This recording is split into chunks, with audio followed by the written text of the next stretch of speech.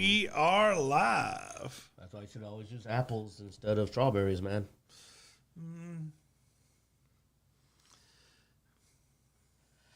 Well, it's texture. It's about texture. We know our boy Blood, though, man. He's probably a peanut butter guy. You know what I mean? Oh, probably. Yeah. All right, let's get started. Welcome to Dicejunkies. I'm Xenodamus. I'm here with Q. And on Skype. Yeah, Bloodaxe. All right, let's get started. I forgot to turn the lights on. I will. It'll be fine. I will bring light. Or screw it up. One or the other. All right, so let's see. Where do we want to start first? Man, Microsoft has filled my news channel more than anything else. But I think we want to save that for a bit because I think that's going to be a large conversation for us. Let's pull the Band-Aid off and just go straight to our D&D segment. You know, you remember back in the day that moment when from behind you think something's one thing and then you turn around and it's something else? This is like the reverse of that, but it's still just as horrifying. Oh. Well, no, it's not. Because it is what we've always thought it was. Somebody else is making it out to be something else.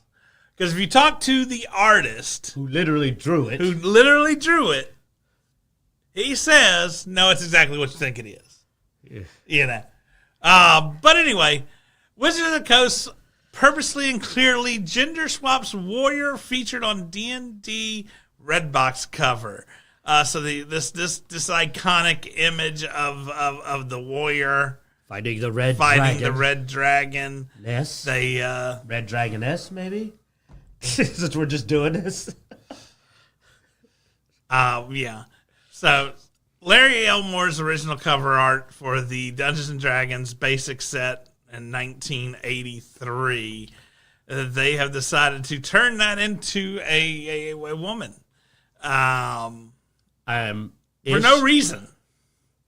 The thing is all I can think of is why, because honestly, okay, I think it's actually interesting that they took that back profile and made a woman front for it. But to do that and go, no, it's a woman, regardless of what anybody thinks or wants to, is sort of dumb. It would have been cool if you would have made a woman figurine and a male figurine of Barbarian with the exact same back. I would be like, that's actually... What? Choices? Never. We've talked about this. You're not allowed choice. Because weirdly enough, in our new world where you can choose these things, apparently, you're not given choice. Yeah, it is a very geek thing to do, to argue from a silhouette. Remember the old Batman silhouette where he's dropping down and everybody argued what position he was actually in because of the way the shadow landed? You really couldn't tell if he was, And then finally the artist came in, I think, and revealed it. But, that's a geek thing to do. Oh, yeah, let's make the argument. Here, we've just made figurines of both. Which one do you want? And then you make community. You make a... choice? Yeah, you give a choice. You start having this engagement. That's what the word I was looking for. You start an engagement. I love the idea of making both figurines but if you follow the show, I went on an extended conversation about giving actual choice to people, especially since that would literally coincide with everything that is supposedly what we're supposed to be trying to do these days. Giving people choice. But no choice. They said it's a female, shut up. Yeah. So Larry did actually come back and say, look, I was recently asked a question about the ancient red painting I did for the cover of the Redbox edition. Did you paint male or female? It's a man. Gary didn't know what he wanted. All he wanted was something simple that would jump out at you. He wanted a male warrior. If it was a woman, you would know it. for I'm pretty famous for paint, which he is. If you've ever seen this dude's artwork, his women are, you can tell. I mean, it's probably some of the most iconic fantasy female characters out there. Yeah, like Larry Elmore. He's good at this. So anyway, but he's like, it's a man. So. But like he said the same thing I said, though. It's D&D where, you have choices. Yeah. Wow, that word keeps coming up again. He says, well, I hid the face of the warrior, so it is anonymous. It was painted as a man. You can interpret it however you want, which is what we were just talking about. Yeah, like you said. Choices, yeah. That's why I don't understand why people, that's why I wouldn't get bent out of shape, because I know that because here's the thing. They actually made figurines of this character before now, for what I understand, or people have paid the figurines, and they've always done male. So I'm like, sell both. Make more money. That I think it's funny. He's like, now the dragon, on the other hand, What I say? You want to check? What did I say? I said dragon. So my whole thing is whatever. Honestly, it's whatever. But I also feel that nobody can be wrong on what they decide. So you can't get mad at somebody who says it's a man, because you know what? Looking at the back, it could go either way. And if we're going to be fair and people are allowed to interpret things the way they want, you can't say someone's wrong regardless of their interpretation either. Yeah. Duh. Once again, the dumb thing of this is the lack of choice, once again, and the trying to go, no, it's that... But telling somebody they're wrong, to me, it's like, I wouldn't tell somebody wrong that says it's a woman. I'm like, okay, you could then get the female figurine. But once again, it's that obvious agenda that's being pushed. Yeah, it's that obvious. They want to push this, and they know who they're pissing off with it, Well... And that's who they want to piss off. I mean, sell your people. Well, that's what they take away. Let's be real. You know why they don't want to do choice? Because they know which figurine to sell. You know which figurine to sell, Game Workshop. Yeah. You know which one to sell. Yeah. Bud, you got anything on this, man? Before we move on, I know you sent this in, and you seemed heartbroken once we said we were going to actually talk about it. I sent it in because of how insane WotC has just continued to go down this rabbit hole. And I actually saw an interesting video from, I think it was Clownfish yesterday or today, whenever it was. And I think Neon was actually onto something, but they're just trying to popularize D&D to sell gear to the white guys that have traditionally played the game, and yes, we know Q's black and we know Q plays D&D, but historically it's been straight white dudes smoking weed in their basement playing D&D. That was a stereotype, yes. But they're trying to normalize it the way they've done Marvel and other franchises, and the way they're trying to do Star Wars, to where, hey, I like these She-Hulk boots, so I'm now a She-Hulk fan. And they're trying to do the same thing with D&D. They had these stupid Converse D&D that I saw on the other day. I was like, who wants to wear this shit? I wouldn't wear barbarian Converse shoes, but they're trying to. We were out at Michael's. I was getting some stuff framed, and they had the D&D cookbook, and I was like, oh, is this like an adventure to where you're actually going hunting monsters and making like these recipes with monster pieces? Nope, it's just the D&D cookbook. And I was like, okay, so they're trying to make it popularized so the non-gamers are now saying, hey, I'm a gamer too, and I want to have all this D&D crap. And it's getting so far away from the traditional audience, which is fine. But you're alienating the people that buy your gear, because back in the day, who bought all the books? It was the DMs. Yeah. Everybody may have had a player's handbook, but the DM had everything else. And now as a DM, I'm not buying any more of their books. I'm making homegrown campaign, and I'm barely using their core books.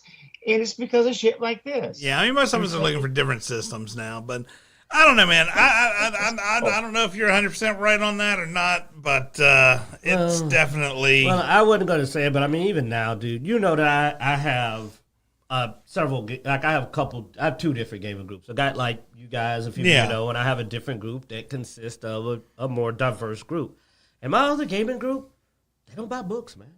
They do PDFs. They share files, and they don't buy. They don't spend money on it. Like on the flip side, I like a game. We'll literally play a game, and when I like it, I go by my local comic book shop, Van CC, and you see me just for the heck of. I got books, man. I don't even play. I just like them. I just go buy books. I'm sorry, but the people who spend money on the products,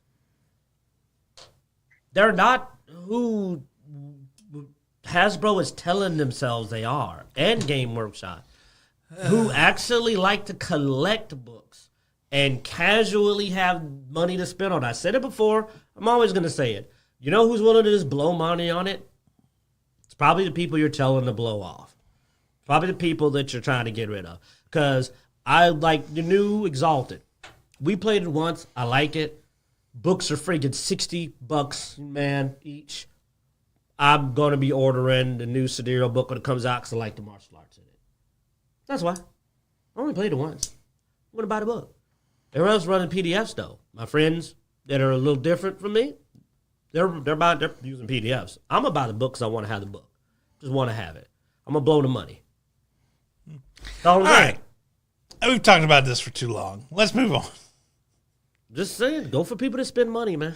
You want to make money. I mean, that is pretty much the answer to almost every topic we're talking about. Yeah, go for people that are willing to spend money on your stuff. That's all I'm saying.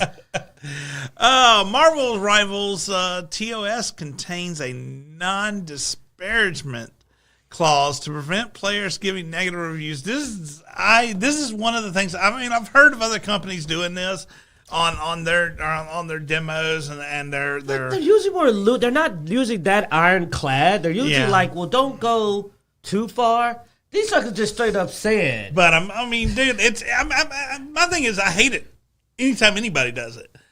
You know, if you're gonna want a review, and you're willing to give me something to get a review, you got to be willing to take an honest review. Because if you're not, I mean, hell, dude, back when we were doing the weekly board game stuff, you know, we've been asked to give reviews on a couple of things, and you know, we didn't do it because. Oh, yeah, you started turning down the free games sent out when they were asking. Yeah, I won't pad a review. I won't do it. I was like, if you want an honest review, we'll give you an honest review. Don't send us anything for free and then expect, you know, anything. I was even willing. I talked to one of them. I was like, look, you know, if you send me this, I've got to do a review. And they're like, yes. What if it's bad? Well, you got to give us you give us a review. I was like, how about I give you a review if it's good and I give you nothing if it's bad? But I'm not giving you just a good review. Yeah, like, you know, I could choose to just skip your game and just go like, you know what, we're not reviewing that one. Well, we did that for some of the small, because we had some indie companies that would send us some stuff every once in a while. And if we didn't like it, we usually would just give our feedback to them and not do a video on it, because I didn't want to tear down a small company with bad reviews. Also, there's new. They're still working on it. You know, you're like, well, you know what? Keep putting. You know what they say? Go back to the lab. You know, like I said, go back to the lab on this. Go back to the lab on that. So we would give them criticism without bad press. You know. Yeah. But. And at the time, it was a game that was kind of new, so it's like they had time to mess with it. No, a lot of times it was us printing out parts of the game, you know, because they hadn't created the game yet. Yeah. So I mean, I get that. But and by the way, you see that they update. They said, oh, but we accidentally were inappropriate and misleading in the terms in our contract. We didn't mean it to sound like that. I'm like, dude, you told them that they literally can't say anything detrimental to the reputation of your game. Don't get me to review something and tell me, you know, oh, well, you can't be negative. No, screw you. And they said you can't say anything detrimental. That means you can't be honest. Yeah. They didn't say don't be negative. Yeah, they said you can't be honest. If the game is broken, you can't say it. If you turn on the game and your system catches on fire, you can't tell people that because that would be detrimental. If the game is monetized the heck and steals your account number, because detrimental to the reputation of the game doesn't have to be negative. It can just be honesty. That is pretty broad, yeah. That is hugely broad, yes. That means technically you can't give even a 9 out of 10 because a 9 out of 10 means there was that one detrimental thing. Like that means you may have to lie openly about this game. So it is the most offensive one I've seen. Yeah, NetEase did apologize for inappropriate and misleading terms in its content. So did it revise them? I mean, the codes are already out. You can always say that afterward. Yeah. But I mean, just to catch them in the middle of basically saying, when we get to this code, like, you can't even say anything detrimental. Because I understand the concept of, well, like, don't be ugly. Be constructive. Constructive criticism is a reasonable request. Yeah. But honesty should be allowed. Hey, when I tried to use Groot, his ability didn't work. It doesn't work appropriately. It has a bad hitbox. Whatever. That's an honest. Yeah. So we just had to point that out because, like, we've heard stories, but to see, because the thing is, Marvel, even though NetEase is not like a huge, it's not EA or that, Marvel is a big franchise. So this is a Marvel game. Okay, so they are working to revise the miscommunicated terms of the commitment. And they did say it is not sure at this time whether or not that means that the previous statement is null and void, or if it's still active and they could do something to you if you said something negative about it. Remember, they released an apology. They did not release a redaction or a change to that agreement. Yeah. They said they're working on one, but they're not going to release it until everybody's happy with it. Yeah, until after the game's been reviewed. Marvel Rivals 2 may have a modified. Yeah. So we just have to point out this sheer shenanigans. And most people that saw this said, hell no. Like, when we saw this, it was content creators going, nope. And then what's great is because they said nope, they got to go on their video and go, look at this bull crap. Because that's the one flaw of that, is that you didn't sign it, so you get to show people what was sent to you. Yeah, you don't get the game. Congratulations. I know. Marvel Rivals, some BS. But anyway, talking about shenanigans in the gaming industry, we talked about this last week some, Helldivers 2. At the time we were talking about it, the PlayStation Network was being forced into Helldivers 2, and a massive amount of the community went and downvoted Helldivers 2. Let me reply to this comment. No, that was to get a code. That was sent to content creators, and Discussing Trek was asking us if that was you buy it normal. No, that was to get a code. That was sent to content creators to get a code for the game. To do a review. So, essentially, if you wanted to get a code for the game, then you had to say basically, only, if you wanted to review the game, you had to agree not to say anything bad about it. Well, you wanted to review the game without having bought it yourself. Yeah. True. But problem is, they also could probably try to strike your video if you bought your game and then reviewed it, but, who cares? That ain't stopping. Well, I don't think the game's out yet. Oh, you're right. So to get access to it. Yeah, you're right. Probably to get access to it early. So to get your code to the game, you had to do this. It's basically the usual restricting access and this, but the fact that they tried to legally bind you instead of doing the usual, normally you just, this is what was lazy. Normally you just hand pick. You find your shills and you pick them out and you send them a code. But no, they wanted to sign you up and legally bind you to, oh wow, they said you can't even engage in malicious comparisons with competitors. So you can't even compare them to better games. Wow, this is strict. I didn't realize there was more to this. Okay. No satirical comments about game features. This was a lot worse than I thought. Like, I only saw the first part. But no disparaging satirical comments about any game features, the characters, or even the music. And you can so this is interesting. Actually, coming back to this, I'm glad Discussing Trek actually mentioned something. I asked about this guy. I missed this before. So this wasn't a review copy. This was a early release copy, And normally, like a play test. So here's the thing. Normally, you wouldn't have an NDA. You wouldn't be able to talk about it at all. But what they did is they said, no, we're not doing an NDA. You can talk about the game and all you want. You just can't show anything bad. So basically, they were like, no, please show people our game, but only show them the good parts. No, but literally only. You cannot make any comparisons. Yeah. You cannot critique any features, characters, or music. No satire, no disparaging comments, no comparisons to other games unless they were complimentary. Wow, that is hardcore. Yeah. Plus, we don't know how long that lasts. That might have been, because that's also for streaming. Wow. That was basically be a good little BI. Yeah. You know what I'm saying? Well, and that's the thing. They weren't asking for a review. That's where we were wrong. They were doing an early release, Play test. Play test. Normally, play tests, I'll be honest, are NDA, which means you can't even say that you're part of the play test.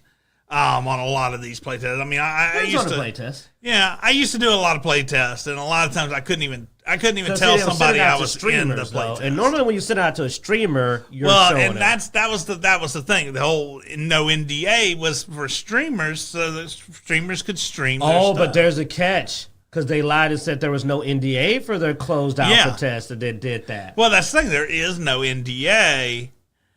There's just restrictions. Well, I guess you're right. I guess that's technically not an NDA. You can talk about it. You just can't be negative about it. Well, you can say what we tell you to say and show what we tell you to show. Yeah. Oh, that is dirty. So doctored footage, doctored content was only what was going to be allowed to be shown. So anyway. It's kind of like that, like what game was it? There was a game recently when it came out that I knew something was weird because every time people were talking about the game, they would say that the footage on screen wasn't their gameplay footage, and they weren't allowed to show their gameplay footage. Yeah. And I thought that was so weird. And I was like, why can't you show your gameplay footage? You can only show this footage they gave you. That's very odd that you aren't allowed to show your actual gameplay footage at all. You're only allowed to show gameplay footage that was provided to you. Because, my only guess was that was suspicious because, see, people like me and Xeno and Bloodaxe, we played so many games, we could tell a lot just by looking at footage, man. I can tell. Like remember how we picked off those hitboxes and issues with, what was the fantasy game that was supposed to be Elder Scrolls-like? That, you know what I'm talking about. The one that's coming up. Is it Avowed? Is that it? Oh, yeah. And we picked out the problems before anyone else did. Next thing you know, they literally came out addressing them. I can look at a game and tell you how it plays, like by watching it, and go, bad hitboxes, not good collision. You know, this is clunky. This is mechanics, because I just played that many games. And that's why they do that. They do that because they know you're going to be able to look at it. Just like Last Descendant. You know, me and Bloodaxe are looking forward to that. Or is it First Descendant? And I watched some more gameplay of that, by the way, Bloodaxe. And it's looking okay. Needs a little more weight to the hits. I'm a little worried about a similar problem. The hits look a little light. You know how Outriders at first felt a little light, but after that DLC, they got a lot more weight to it.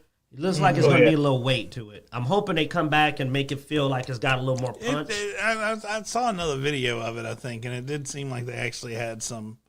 I was watching the Pyro, and it was an older vid because they don't have the newer vids aren't of the Pyro. So I rolled back to watch the Pyro, felt a little light. I haven't watched a lot of newer vids because they're only showing the main three, and I want to see how my Pyro feels. That older vid of the Pyro, little fluttery, but maybe the newer vids are getting that impact in. But show me my boy. I want to set things on fire, man. All right, you know me. All right, now back over to Helldivers.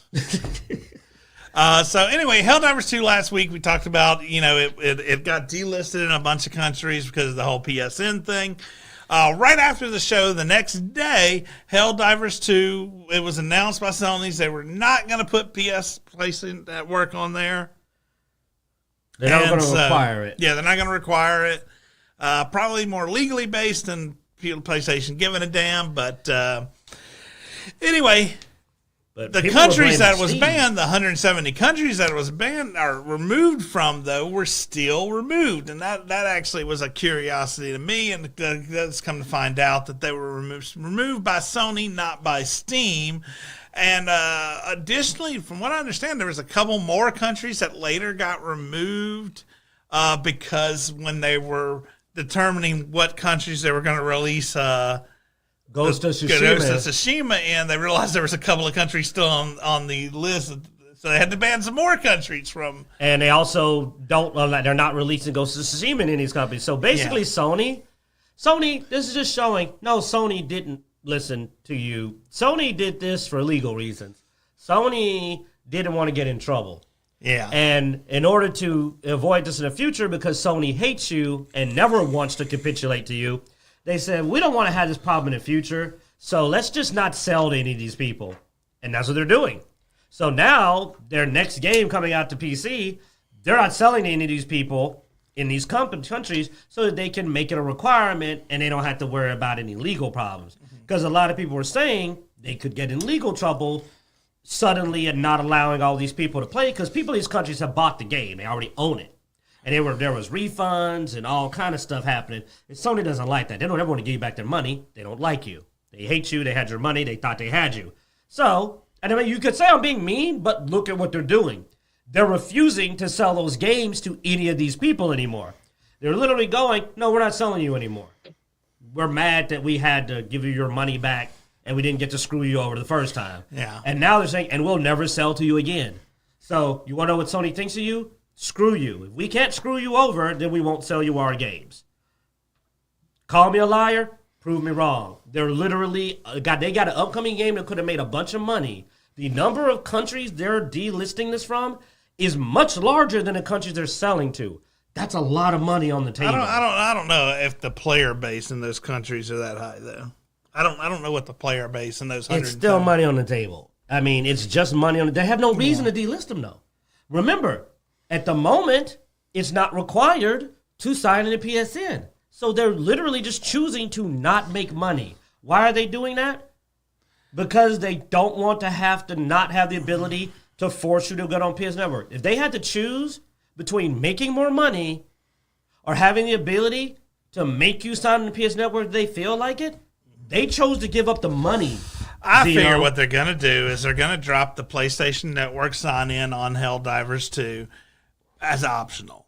Or go, hey, look, you get this new skin if you sign into the PlayStation Network. And they're going to slowly try to get everybody, and then they'll initiate the force again. Then try to do it sort of under the covers. They figure if they can get it. Watch now. If I was the evil mind of Sony, that's what I would do. I would slowly incentivize you to get on the PlayStation Network.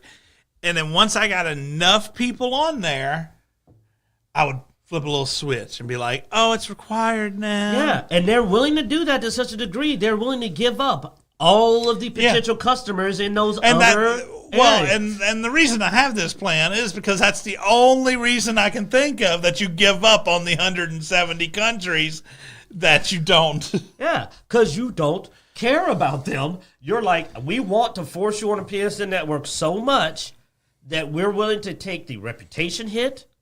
We're willing to, because dude, it got Steam banned. I think they said, didn't we see something about Steam's banned in Vietnam? Like literally, it's not great for the Sony reputation.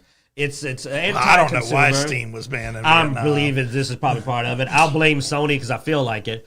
But like discussing Chelsea, I think clearly they're going to bring it back because these are the countries that you can't get on the PSN network in. These are exactly those countries. They want to force the PSN network so hard. They're saying, screw you to all of these countries. And then on top of that, now they're trying to erase their bad behavior. So a lot of people did come back and actually remove their negative review, but a lot of people left it because they want that scar. They want to leave that scar on Sony and go, look, this is what your action did. Otherwise, they're just going to do it again. But apparently, a lot of the community requests are requesting removal of negative reviews. Do not. And like I said, if I was if I was one of the people who negatively reviewed this because of it, I would not go back and remove my review. And that's because I want them to feel it. Also, not until they roll back what they're doing with those countries. Not as long as that's still up, because to me, that tells me that the threat of it is still there. Yes. How could you be dumb enough to see this very clear plan to do it again and want to roll back? No, I'd be like, hell no. Like, it's obvious they're going to do this again. Right, Bloodaxe? Like, isn't that not a clear sign that they were planning to hit that button the second they feel confident? In fact, they'll probably do it as soon as the negative reviews are gone, because, like I said, they're already ditching the other countries. They're already ditching them. They're already ditching the people who they would have been accountable to. That's what they're doing. Yeah, and I think you're right. They're testing the waters to see what the feedback's going to be like. And it's just going to set it up to be better refined down the road. And they're going to want you signed into their network to get this little trinket or this skin, or next time it's going to be, this is a one tier better weapon than what you get in the game. And then it's going to be the point where you have to do it. And I think it's clearly showing that they're starting to lose some of the traction in the console wars, because everyone's talking about the new Xbox showcase coming up next month, and the only feedback we're getting about Sony, at least that I've been hearing, is the negativity versus excitement that we're having for Xbox. So they're trying to make a monopoly in something that they're starting to lose traction on, because the Nintendo folks are Nintendo folks, but it's basically between Sony and Microsoft, and Microsoft is starting to close that gap because they have a better product. They have a better subscription service, and the only thing Sony has for it right now is their exclusives. So now they're even trying to filter over into the PC market and make it mandatory to get in the PS Network. And people are like, well, screw you, I just won't play it. It's like, I won't play Helldivers. It's not going to be a game I'll ever be able to enjoy, because I'm not going to play it on PC. And same thing with Spider-Man. I just won't have an opportunity to play Spider-Man characters because it's not going to be on Xbox. I mean, I will give Xbox props on the fact that out of the games I've played of theirs, I'm not forced to log into the Xbox unless I'm going through their actual store to get the game. But like if I get an Xbox game like Fallout or Starfield on Steam, I don't have to log into Xbox to play those games. True. That is not required. Unless you want to play it off of Game Pass, then you have to log in on your PC, on the PC version of Game Pass. But other than that, you're good, because Microsoft's getting your cash whether you get it on PC or whether you get it on Xbox. They don't care. But I mean, Microsoft isn't free of controversy. They've actually been the center of quite a bit this week with the closures of the Redfall developer Arcane Austin, Hi-Fi developer Tango Gameworks, and more. So basically, Microsoft closed down several studios this week, and there's been a lot of hate out there toward them for some of it, and it's basically filled up most of my Reddit and news, just because the two sides to this are just going back and forth at each other. I never thought I'd be jealous of ponies, but PlayStation gets away with so much BS. And then Xbox can't close down too, and I'm going to say, get mad, minor studios, and everybody has like 5 baby fits. And I'm going like, you think they closed down Bethesda and freaking Blizzard the way everybody flipped out? And I'm going like, what did these guys make? And I will say most of these studios were subsidiaries of subsidiaries of subsidiaries that are owned by and don't get me wrong, they have some games people liked, but none of these games are like because I don't think they were. Wait a minute, were they Assassin's Creed? They might have been Assassin's Creed. Were they? Assassin's Creed. No, that's Ubisoft. Because they were Dishonored and Prey and Hi-Fi Rush. Yeah, that's it. Prey, 3 nice games, None of them were top of their... The Evil Within. Evil Within. And I like the Evil Within. None of them, though, are like Diablo, Halo. You know what I'm saying? Like people are acting like they shut down oh, that was my childhood. And I'm like, I'm sorry, it's just the level of freaking out. Yeah. And I'm going like, man, do it. But they can sit up there and get rid of Peter Parker and Spider-Man 2.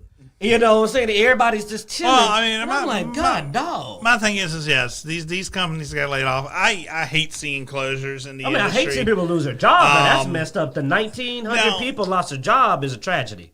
Yeah, was it 19 or 16? That was 19. I thought it was 16. But it's still a lot. Yeah. And I hate seeing people lose their job. I always do. And here's my thing, though, where I'm not... And... We've been harsh on these companies that have let off before, and I'm usually the lighter one on it, and he's usually the heavier one on them. But I will say at least it wasn't something like we normally see where a big AAA game was just released by the company and then they laid off a bunch of people. It's just like because that to me is companies messed up. None of these companies had anything listed on their sites as upcoming. We checked. We sat down. We went to see what they're working on, man, and we saw a year or more of inactivity for both companies. Now, I had people try to go, they're working on stuff. You know what? When we checked, we heard they were pitching. Now, let me tell you what pitching is. Pitching is you ain't doing spit. Pitching means you got an idea. Pitching is not working. Pitching is not you started coding. Yeah. And I mean, honestly, I don't keep up with most of these companies. The only ones we actually kept up with was Austin. And that was because we almost every week on this show. We liked Redfall. Like, I wanted to see Redfall look to see if Redfall would get better. We did it on this show, literally. We would look it up mid-show. And we would not have any updates. And that to me, I'm not shocked Arcane Austin's gone. I mean, 6 months without a single, yeah, man, we this is what we've got coming up. This is nothing. No news at all. And then when they get shut down, they're like, oh, man, we were getting ready for a big update next month. You know, and I'm just like. You didn't think to shoot out an update or something, man? And it's just like, you hadn't said the shit. 1 year anniversary You haven't popped said up. shit in 6 months. Your 1 year anniversary popped up and you didn't say shit. And then people said, well, they could have made another Prey. I'm like, dude, you know how old Prey is? Where was it? There was nothing announced. I can go right now to a game site, and they will have listed games for the next 4 years they're working on.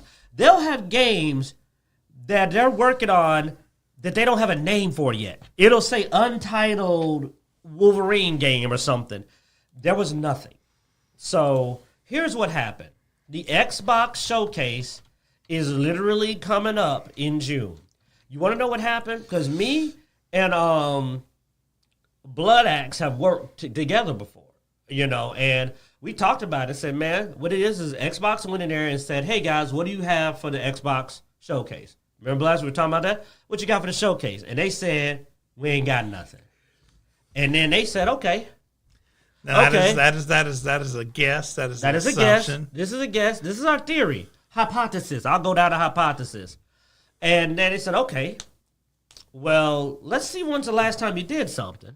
And they looked, and they saw it had been a year or more, and they went, okay, you ain't got nothing for the showcase. You haven't done anything in a year. What you been doing for a year? That's my hypothesis. And sadly, I've seen nothing to disprove that. Because everything that they've said they were working on, everything that they've said themselves they were working on, they've said was a pitch. We were pitching. We were pitching. We were pitching. They never said we were coding, developing, testing. That's what I want to say. I mean, to support your hypothesis. We all know, we looked actually last week, Arcane Lion, the other Arcane studio, had Marvel Blade as upcoming. They had a trailer. Guess who survived? Yeah, they had a trailer coming up for the showcase and put out a trailer. So we know that Bethesda's working on the big update, fall or whatever, for Starfield, they have their big DLC coming up. You know what I'm saying? It's like they don't have anything. They did not appear to be, because like he said, it's a hypothesis. They did not appear to be working.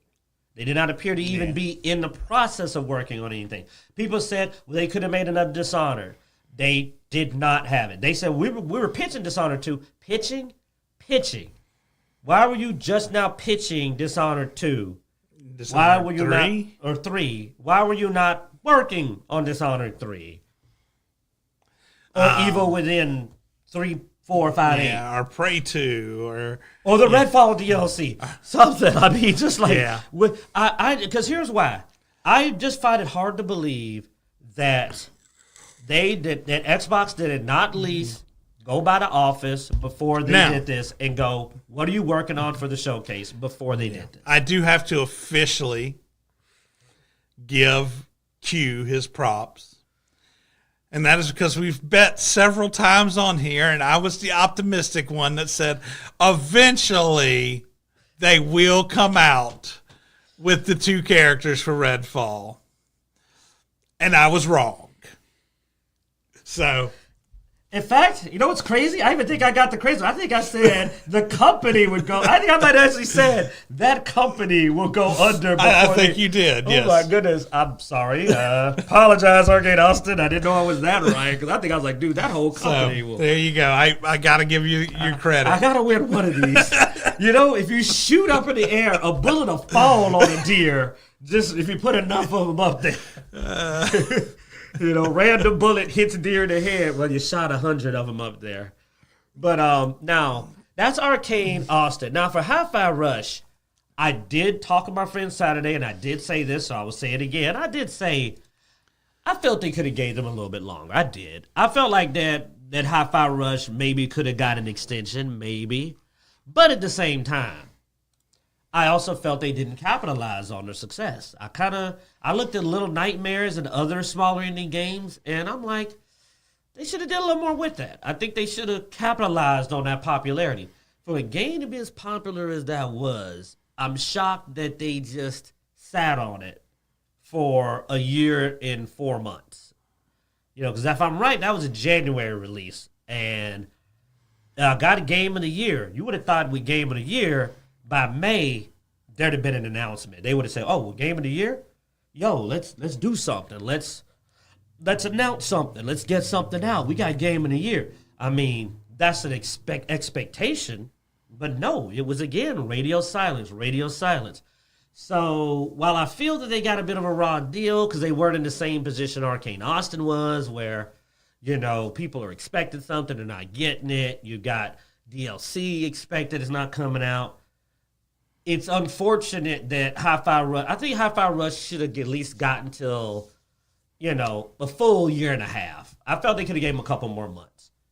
I do feel that. But if they're culling and everybody else had a project on the table, then no, they did not have a project on the table. And no, you can't just ride one game's success indefinitely. No, you can't. You do have to be at least working on something. I get that. You can't say, last game we put out was January. It's May the next year. Well, we got Game of the Year. That's nice. You know how much money Game of the Year is worth? Nothing. It has no monetary value whatsoever. It doesn't. Yeah, and then you also have Roundhouse Studios, which had not released a single game since they had been purchased. Who's that? They helped Arcane Austin with Redfall some.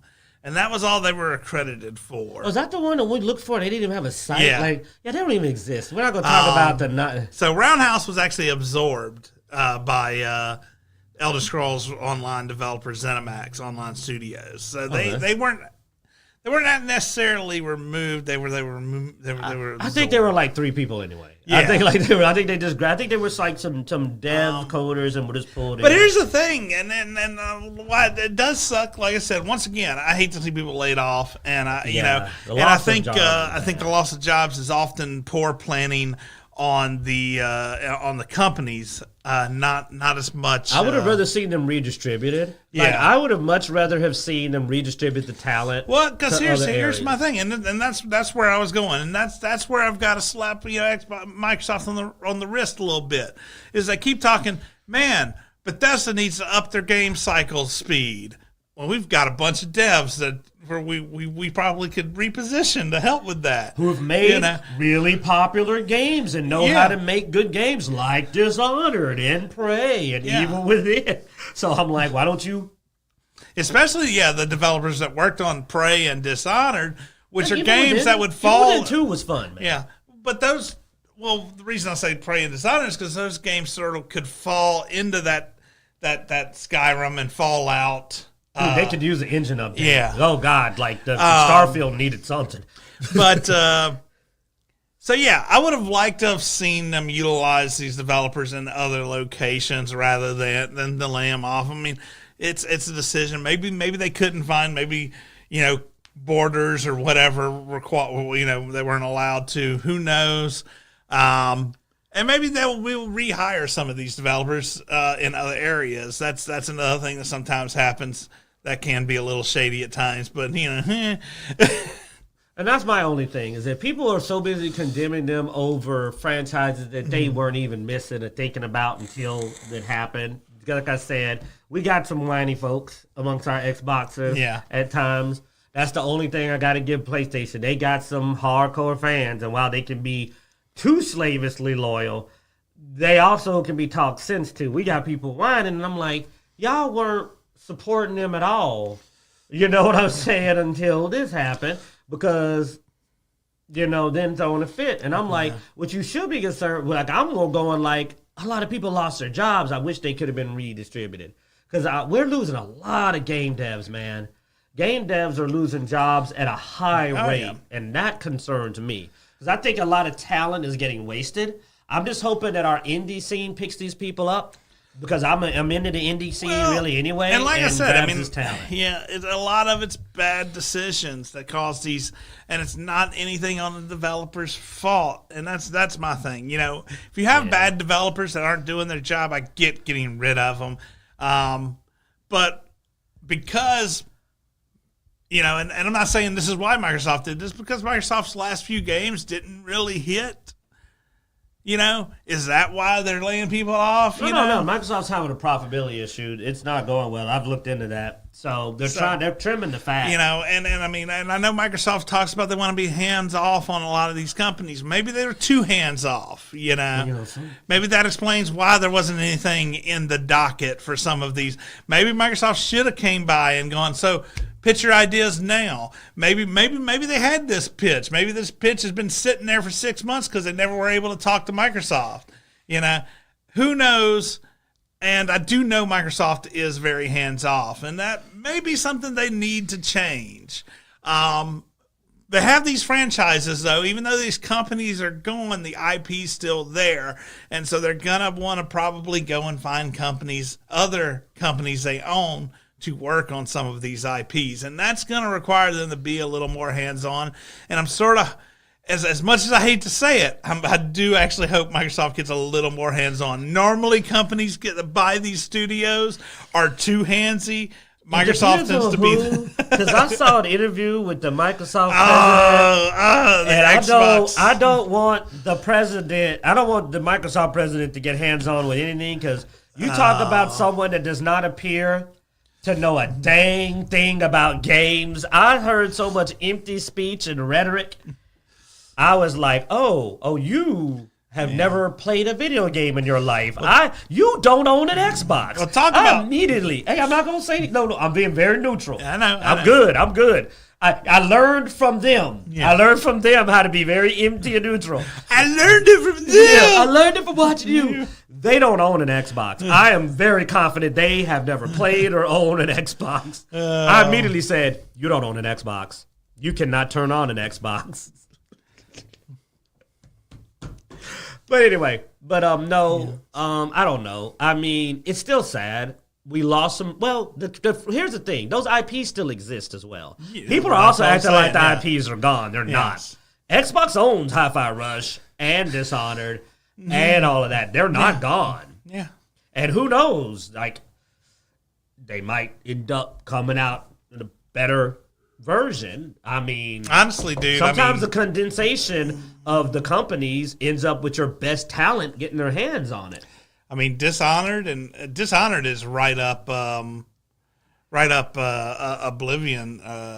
Not Oblivion, Obsidian's. Man, Obsidian did a good job with New Vegas. If they got a hold of Dishonored, they'd put out something nice. Obsidian does a good job with other Obsidian IPs. does a decent job making games. They don't do the greatest job making stories. Or worlds. Well, it's more like Obsidian is very good when you give them something, and then they can polish it up really well. Originality gets a little... their original work doesn't Outer tend to Worlds was crunchy. Yeah. But New Vegas, and hey, Grounded, they took Honey, I Shrunk the Kids and knocked it out the park. So like I said, give them a good thing to work with, and Obsidian will give you gold. Yeah. Now, who didn't give us gold was Warner Brothers. No. The people who made Suicide Squad. Well, didn't give Warner Brothers gold. Warner Brothers says the failure of Suicide Squad killed the Justice League, contributed to a 200 million hit in revenue. Man, that's a large loss. I wonder if there's any pattern of some kind of involvement causing large losses. Bloodaxes, do you think there could be a pattern of the involvement of a particular group and then large losses in the games? No. So if you don't know, Suicide Squad was included in the DEI hit list. But that's not what this is about. I just to always throw that out there. That I have my running tinfoil hat theory that it seems that the budget gets ran up. It's not what you think. It's actually just that the budget seems to get really blown up when they invest in those. It seems to just cause a large budget expansion, which causes loss. Warner Brothers Discovery says games revenue declined significantly as a result of a tough comparison with last year's best-selling video game. That is tough, man. Going from Hogwarts Legacy to Suicide Squad killed the Justice League. I mean, you had your expectations had to have just been blown if you were expecting another Hogwarts from Suicide. Well, I mean, they thought it would beat it. I mean, after all, Hogwarts was a terrible game. Remember, nobody liked Hogwarts Legacy. Yeah. It didn't even get the awards. It didn't even get nominated. Terrible game. Terrible game. Apparently. Oh yeah. Yeah. No, not even would even mention it. Except the people who got the big check keep saying success. I mean, yeah, so it sold like the most copies of any game that year. Still, obviously, terrible game. Oh. I mean, technically, if you're counting money and copies and profit and copies sold and everything related to business, yes, it was a success. But you morally, mean all those things that actually morally matter? It was a failure. And that doesn't account for jack squat. Oh, yeah, you're right.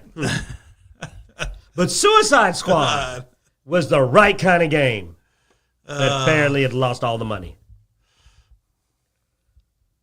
Your girlfriend or sister liked Hogwarts Legacy? Better watch out. You're going to get them in trouble. Nice. What's funny is that Suicide Squad killed the Justice League was actually Suicide Squad killed the Warner Brothers profit. Yeah. That game lives up to its title of just killing off any kind of money. Oh, what's messed up is they still owe like 5 more seasons. I think like they're like on season 3. No, they may owe like 4 more seasons. Imagine having a game failing that bad and you owe 4 seasons. That's gotta hurt. Yeah, you know. Well, things that don't hurt is apparently Capcom's wallet. This one just made me smile. They just strut because it's like. Microsoft cutting, all these businesses cutting, cut.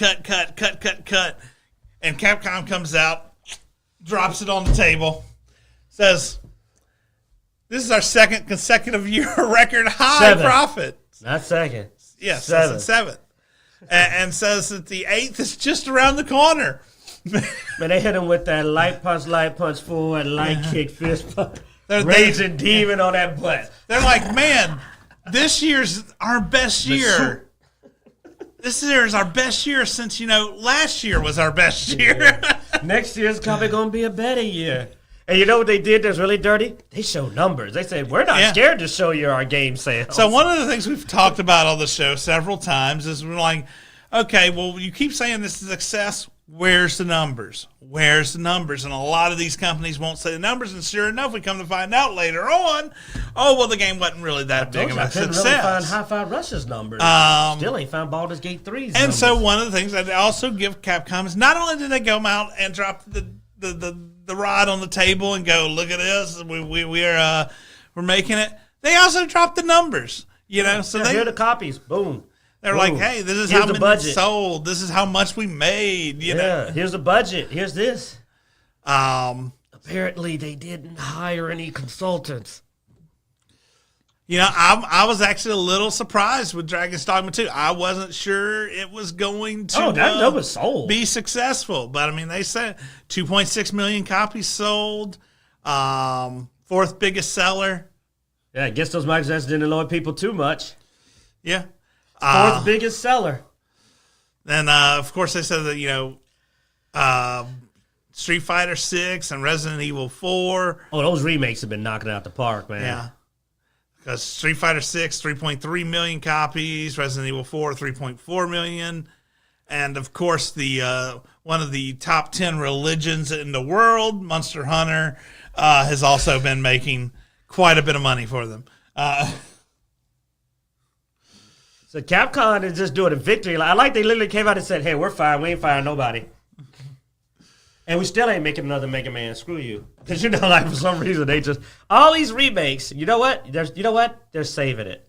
They're saving it for that last ditch. Because I will admit, let's admit it, even my boy Bloodaxe. Come on, Bloodaxe. Come on, you got to admit, if Capcom came out and said, yo, check it out, man. We doing that Mega Man. We doing Mega Man. All of us would be ready, wouldn't you? They said they were doing that Mega Man, we'd all be like, okay, man, let's check it out. Like, dude, I'd be ready to buy a Nintendo Switch to play Mega Man. I grew up on the Blue Bomber. I would actually cough up for a Switch. I claim I was buying it for my son. Yeah. Like, son, you want a Switch? No, Dad, shut up. You get a Switch. Here's the other thing they also mentioned is, one of the other things they're doing is they're raising salaries. Ooh, like, hey, we also gave everybody a raise. Yes. So... Yeah, we put out a successful game and didn't fire anybody. We actually, as a matter of fact, we gave them more money. So we had to say a little positive. Capcom doing the victory lap and cracking jokes like we're doing fine. Now what's crazy though is that just shows how crazy Hogwarts was a success though. Because I'm looking at what was making them money, and all of their top sellers together is like just Hogwarts Legacy. Well, that game sold a lot of copies. The Hogwarts Legacy sold a lot of copies. It sold like 22 million copies. But it wasn't a full price game either.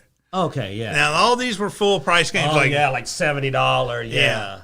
I'm just still shocked at just the number of copies that sold. But every time I see, I'm just amazed at the quantity of copies that game sold. And these are also these games' first year, so they'll have more sales on top of that. But I'm not knocking them. I'm just saying, I can understand why Suicide Squad was just amazing. It's 7th consecutive year of record profits and 11th consecutive year of operating profit growth.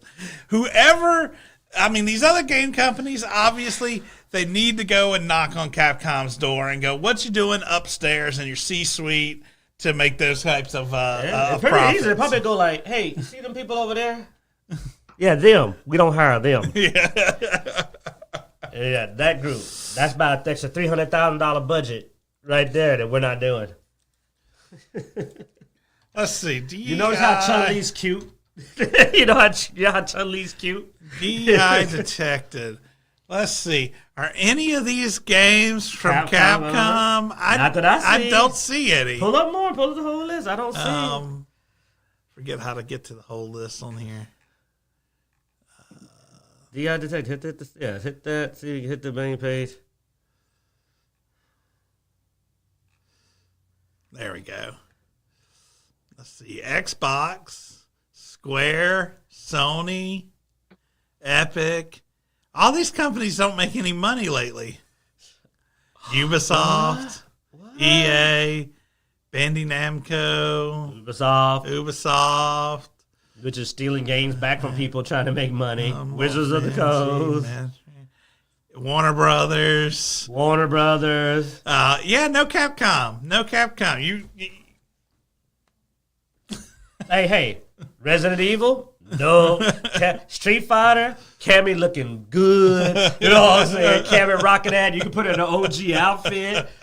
You know, like Chun-Li still got spinning bird kick. You know what I'm saying? With them thighs.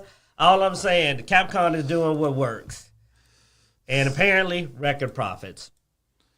Yeah, so Matt. And note, I'm not even saying it's the content. I'm saying budget. I'm going to stop getting controversial. I just think it costs too much. I think that the sheer expense.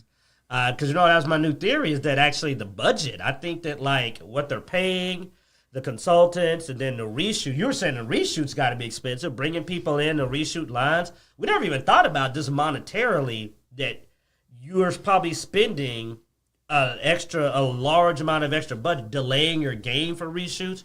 The budget alone may be causing a lot of problems, and then delaying a game in order to reshoot it. Yeah. Dude, that is insane. Monster Hunter World was third in this fiscal year, and it didn't even release anything. Monster Hunter, man. It has over 25 million sales across its lifetime, still selling. Monster Hunter World, dog. I mean, it's a fun game. You know what I'm saying? I played some Monster Hunter. I did play Monster Hunter pretty hard for a while, dog. I mean, it's a fun game. Monster Hunter World, which came out years ago, sold more copies of Dragon Dogma, which came out this year. Hey, we did? Oh, what is it? Because Dragon Dogma was number 4, so what's Monster Hunter, number 3? Yes, number 3. 2.8 million copies against 2.6. Hey, I don't care. I like Dragon's Dogma. But, I mean, Monster Hunter World, dude. It's hard to fight dude. I mean, Capcom has made a moneymaker with Monster Hunter. And you know what they did? They didn't quit making Monster Hunters. Like, they are dropping them like it's hot. Oh, they remember, they showed a trailer for, another Monster Hunter. They're like, we're making another one. You know what they didn't do? When they went to their studio, and even though the game is third, we're going back to that. See what I'm talking about? Now, the current game is number 3, still number 3 top seller. When they walked into the office and said, hey guys, what are you doing? They said, we're working on another Monster Hunter. Are you sure you're number 3? They said, we're not these other dudes. We're working on another game. All I'm saying, right, Bloodaxe? All I'm saying, they walked in, they didn't even have to work on another game. They're still top selling, and they're working on another game. Because we saw the trailer. They were riding a little, you remember, we saw it, riding a little creature across there. Last Monster Hunter game was Monster Hunter Rise in 2021. Monster Hunter World's the big one, which came out back in 2018. Yep, but we saw a trailer because we covered in one of our things. They had a trailer for another Monster Hunter game. So it's like, we working on something. So I'm just trying to be fair. I'm not trying to be mean. It's just a hypothesis, but I hadn't seen any trailers from those studios, man. And this is guys that literally don't have to. Like, the guys that did Monster Hunter have a game that's making money and still selling, and they're still working. So y'all can come at me. All I'm saying. Why did it get shut down? Well, maybe you should have been making something. You can't just sit there and go, well, we got Game of the Year. Yeah, well, you know what you didn't get? Your game's not topping any charts. Because why? I couldn't find Hi-Fi Rush numbers. You know what I'll bet? I'll bet real money on that. You ain't going to see Hi-Fi Rush topping any sales charts. You ain't. It ain't on no sales chart. But Capcom can show you the top sellers. So let's be real. Y'all are crying tears and yelling at Xbox. But, you can't sit on your laurels and, just not be making anything. You know what I mean? Because here it tells you how many players it reached. Yeah, well, and that was one of the things. I mean, it's hard to say how many Hi-Fi sold because it was on Game Pass, and And I did say that when I was debating it on Saturday. I said, well, the problem is Game Pass is not really healthy for a lot of game sales, too. Honestly, I do believe that games don't need to hit Game Pass first unless it is not, well, depending on the game. Like, top-tier games you think are going to have a high sales value, they probably do need to come out as sold games first. As much as I like getting those first-day releases on Game Pass, I'm also reasonable enough to understand that's not healthy for the game. And it's not. It's not healthy for the game. I don't know what the contract is. I mean, maybe it is healthy. I mean, maybe they get a pretty big cut. I don't know. Well, for the company, but for the game to show as a profitable is another story. And that's where I think. Yeah, well, that's the problem. It's a metrics issue there. You know, I mean, we had the same metric issue with movies and TV shows once we went to streaming. We've sort of rerouted the way we look at movies and TV shows and numbers, you know, on hours watched instead of, you know, episodes and stuff like that. So, I mean, it may just take some time as video game services are becoming more and more popular. We may have to rethink our way of tracking. Like for example, gaming. Like for example, Hi-Fi Rush. It says it reached 3 million players. So let's say it did cause a surge of activity on Game Pass, but let's compare it to like Gears of War 5 or Borderlands. Though, I know everybody I know who was playing it, that was talking about it, stopped talking about it about 2 weeks later. Well, for a Game Pass game to be profitable, it can't just get a surge of players. Yeah, it needs to hold. I heard a lot about Hi-Fi Rush when it came out and for a couple of months afterwards, and then it died off, man. It wasn't even a couple of months before I stopped hearing about it. But yeah. Whereas comparatively, me and Blood, like, we were playing with people and playing Borderlands, man, for what was it like? I mean, heck, we jumped on it. It was a year after it came out. And it was highly active. You know what I'm saying? Remember Borderlands 3 Bloodaxe? Yeah, we were playing Borderlands 2 not too long ago. Yeah, and the activity level, which keeps, which is going to be almost just as valuable as maintaining that high level of activity. So I don't know what its Game Pass activity is. And for the purposes of a Game Pass, Game Pass wants it to maintain a lot of activity to keep subscribers interested. That's going to be important for Game Pass. Now, on Steam, it looks like it's got a pretty good, and it looks like it jumped after the closing. Yeah, I mean, you see it had this is when it came out. Then it died off to, apparently had probably an update or something hit here. Yep. Like it had a jump, but then it died off. Then, of course, when the recent thing happened, everybody jumped back on. But you can see it died off. And by the way, that's Steam. Now, here's the problem. That doesn't really mean anything for Game Pass, though. That's not Game Pass activity. Yeah. And for Game Pass, they want engagement to keep people invested in the Game Pass. Plus, look at that die-off. If it was looking like that on Game Pass, where it had died off that low. Yeah. I mean, that's a 70% drop in the first month. That's what I told you. I saw people that stopped talking about it. Here we go. This is the actual... when it first, so 6,000 when it first hit on Steam, and then in the first 3 months, it had done down to 1,000. So that's a huge 75-80% drop. That's about what I noticed is that it stopped even online being talked about. Further and further down, and now this is what we've seen a couple of spikes to where it hit up to 1,000 or so. But and see, and this is the reality people don't want to talk about, that it died off. It had a huge spike, and it died off. And when you take that and you combine no announced new games and stuff, it was a success. It was absolutely a success for a small game.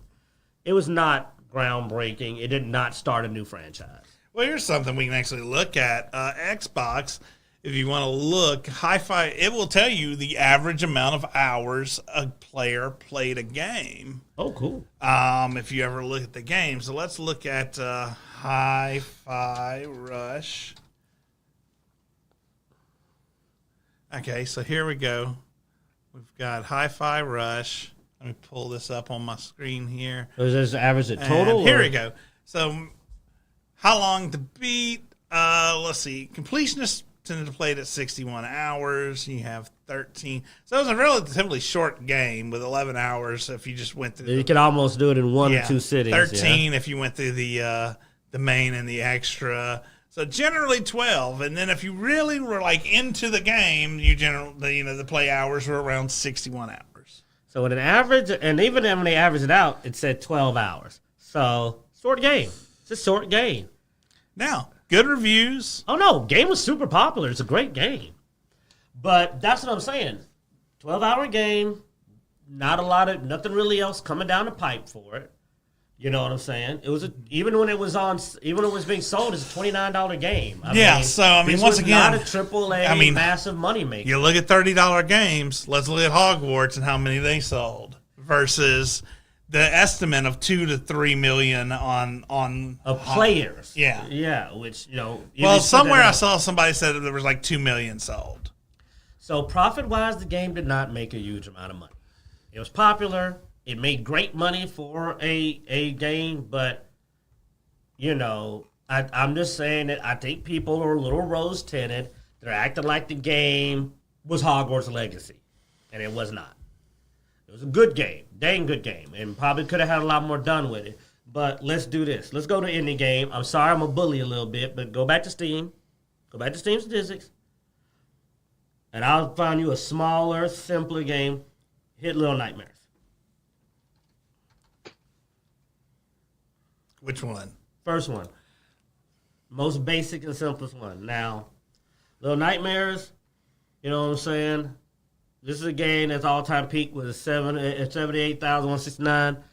They capitalized on the game. This game was much smaller game, much simpler game. Little mini character, basic game. You see it also spiked up and down, but the game has a bunch of sequels. They jumped the franchise, and they kept going. They didn't stop. Like, go back to the first page you're on.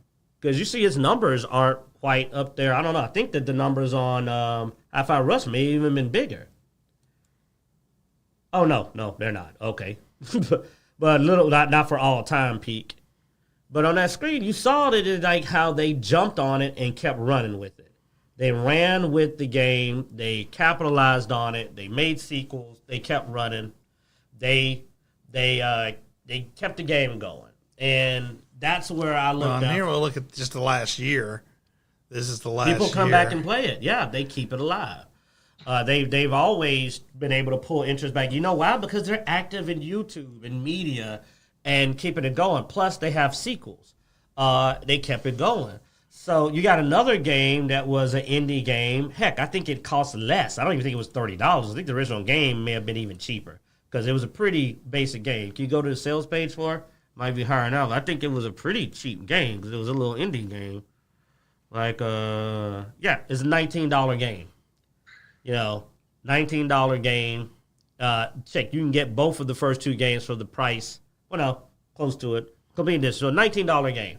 So you got a $19 game. It was a pretty small, short game. You could beat it a lot faster. You could beat Little Nightmares in one sitting easy. Not as long. And also award winner, best indie game 2016. There you go. Like I'm saying, that's all I was saying is like, I think that Hi-Fi Rush had the potential. Didn't think they capitalized on it. But people are acting like the game was Hogwarts Legacy. No, it was like Little Nightmares. You had to work, you had to jump on it, you had to run with it.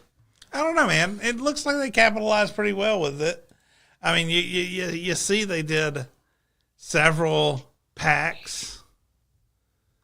I mean, that's pretty. Those are like literally challenges, man. But yeah, they're packed. That's like another. You go in and this is when you do boss rush mode. Mm-hmm. They're not like DLCs. They're like boss rush.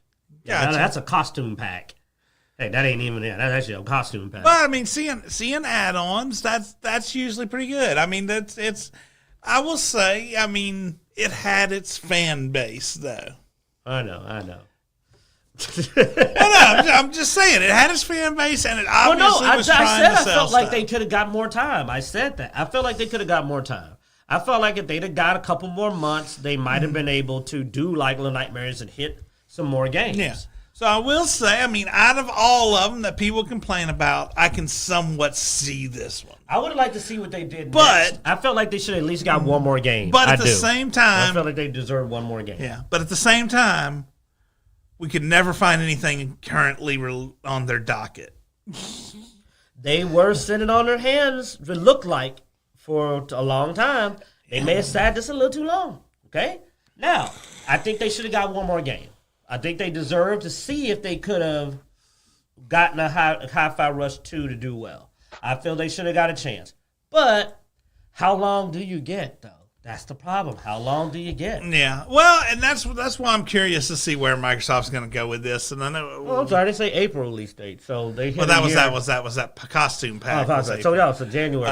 So anyway, and this is where I'm curious to see where Microsoft goes with this. You know, are they going to utilize the IP from these companies? Are they going to take them to the other studios? Are they going to start being a little more hands-on and going, hey, from what I understand, and this is a bit rumorish, and I mean, we're at the end of the show anyway, so we can talk a little rumorish. Apparently, they've been on Bethesda about speeding shit up. Oh, yeah, I heard they were telling them to get something out. So it does sound like Xbox is starting to, or Microsoft is starting to poke a bit more and getting their hands in there and going, look, I'm getting old. I want to see the next Fallout. I want to see the next, and I've given up on Elder Scrolls 7. I'm hoping I just get to see 6. And I think even Todd Howard was like, yeah, we really do need to speed up. I'm getting old too, Well, and honestly, that's what I really think happened. Like I said, my theory is just that I think Bethesda and their subsidiaries do sit on their hands a lot. Again, it's just a thing.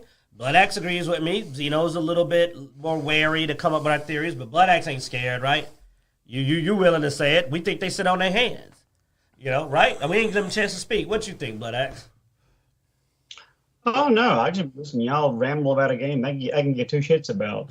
But I do think that, if you do have a game that's successful and profitable, which we don't see a lot of those these days, that you should see what the team can do next. Because you may have, a fast flash in the pan, but your next game may be a slow burn, and that can actually pick up some steam. Because there's clearly talent there if you have that fan base, but they're not given the opportunities. So it may be that Microsoft's lost, somebody else's gain in the end, and we'll see, because the next game that comes out that we enjoy, these people worked on Hi-Fi Rush, now they're working on this game over here. But I agree with you; they should have been given at least an opportunity to either be mandated, hey, you need to show some productivity, or we're going to have to either shift you on other projects or let you go. But just canceling shop on some successful devs, I think, was a little bit myopic in my opinion. But, I don't know what kind of financial situation Microsoft is in the gaming market. But I don't know. I think anybody's doing well financially right now, and in most spaces, except Capcom's for Capcom. doing well. Except for Capcom. Yeah. Thanks, man. Thanks for backing me on that. I agree. Like I said, with Tango, we both said the same thing. We said Arcane Austin, man, they made their bed. Yeah. But with Tango, I am on the fence where I felt like that they did do well enough to go, when somebody's got a little bit of talent, you can go in there and go, okay, strike one, get to work. I felt like they could have been given a strike one, get to work, come on, get on it. But Austin, they were like, hey, man, what the hell's the DLC? That's all right. Come on, we all know everybody who was playing Hi-Fi Rush is now playing Little Kitty Big City.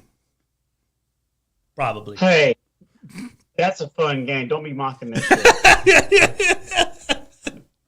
I just it was on the Game Pass, and I was like, what the hell? It does look like, I am almost sure if I go ask them, they have played this. The guys I know who played that probably are playing Little Kitty Big City.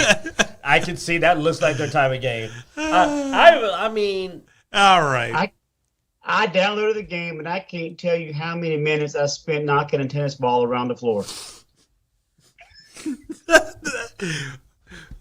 I think we're going to end the show on that. Thanks, guys, for watching. Be sure to check out Twitter, Twitch, Instagram, Facebook, all that stuff. You can go something new about him today. Yeah. You can go to Dicejunkies.com to find all our links. Be sure to like, subscribe, and hit that notification bell on our YouTube channel. And as every week, We hope you enjoy. Meow.